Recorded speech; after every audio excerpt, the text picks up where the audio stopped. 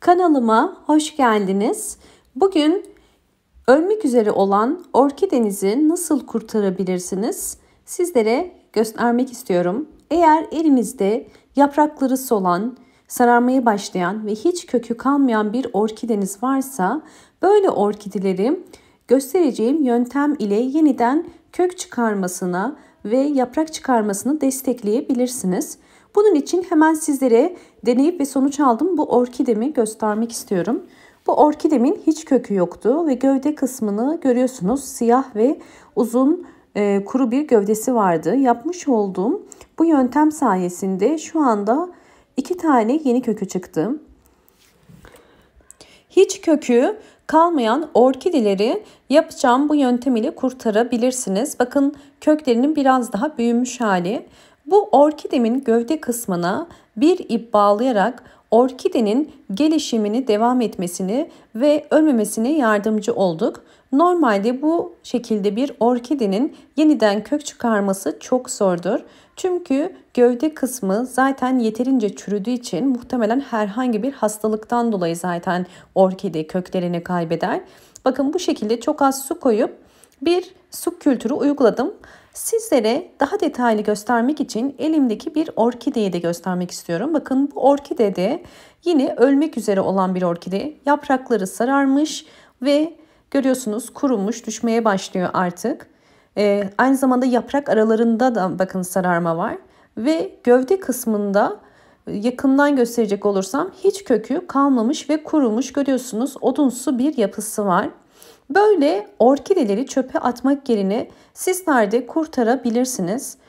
Bu tarz orkideleriniz varsa yapmanız gereken orkidenizi öncelikle bir ip ile gövde kısmını bağlamak. Bakın hemen yakından gösteriyorum. Orkidenin bu kısmına kesinlikle su girmemesi gerekiyor. Şu anda bunun odunsu bir yapısı olduğu için eğer direkt suyun içine koyarsak odunsu kısmı zamanla çürümeye ve küflenmeye başlayacaktır. Eğer böyle orkideleriniz varsa mutlaka önce orkidenizi dezenfekte edin. Bir küf ya da mantar hastalığı varsa bakın bu siyah noktalarda kesinlikle önce dezenfekte edip o hastalığın geçmesini beklemeniz gerekiyor. Yoksa su kültürü hiçbir zaman bu tarz orkidelerde iyi bir sonuç vermez. Hemen bakın elimde bir ip var. Sizler de elinizde bulunan herhangi bir ip kullanabilirsiniz. Hemen bakın gövde kısmına bağlıyorum. Gövde kısmına bağlayarak aslında orkidenin daha hızlı gelişmesine yardımcı olacağız. Çünkü hiç kökü olmadığı için ve siyah gövde kısmını da suyun içerisine koyacağımız zaman çok iyi sonuç almayacağımız için bu yöntemi deniyorum. İpi şu şekilde bağlayabilirsiniz. Sadece bu ip ile orkide su almış olacak. Çok fazla uzun kesmenize gerek yok. Suyun içinde ip kalacak şekilde koyuyoruz. Bakın ben uzunluk olarak bu kadar seçtim. Şimdi bunu keseceğim. Gördüğünüz üzere çok büyük bir ip kesmiyorum. Bakın bu kadar. Ve bu kesmiş olduğumuz ipi bakın sayesinde orkide gövde kısmından suyu yavaş yavaş emerek orkidenin yeniden kök çıkarmasını da desteklemiş olacak. Suyun içerisine koyarken kesinlikle gövde suya değmeyecek. Sadece beyaz ip kısmı bakın suya değiyor. Bu da yine bir püf noktası. Buna dikkat edin. Yakından da bakın gördüğünüz üzere ip hemen suyu çekmeye başladı. Size şöyle göstermek istiyorum. Bakın ip hemen suyu çekti. Yani bundan emin olabilirsiniz. Suyu yavaş yavaş çekiyor ip. Yani kuru kalmıyor. Evet bu şekilde koyacağız ve bunu bol ışık alan bir yere koyup suyu azaldıkça üzerine eklemeniz gerekiyor. Hemen elimde bakın 2 tane daha böyle ölmek üzere olan orkidem var. İkisinde de aynı işlemi uyguladım ve çok güzel sonuçlar aldım. Bu orkidemi bakın göstermek istiyorum. Şöyle gördüğünüz üzere bunu da bir ip bağladım ve yine köksüz bir orkidemdi. Ve şu anda görüyorsunuz bu yeşil görünen köklerin hepsi yeni çıkan kökler. Yapmış olduğum su kültürü, iple bağlayarak yapmış olduğum su kültürü sonrasında bu yeni kökler çıktı. Bakın yakından da göstermek istiyorum. Gayet güzel canlı kökleri var şu anda. İlk suya koyduğum zaman hiç kökü yoktu. Sadece 2-3 tane çürümüş olan kökleri vardı. Bakın hemen yakından göstermek istiyorum ilk halini. Bu şekildeydi. Ve köklerde görüyorsunuz uçları çürümüş ve geriye hiç kökü kalmamıştı.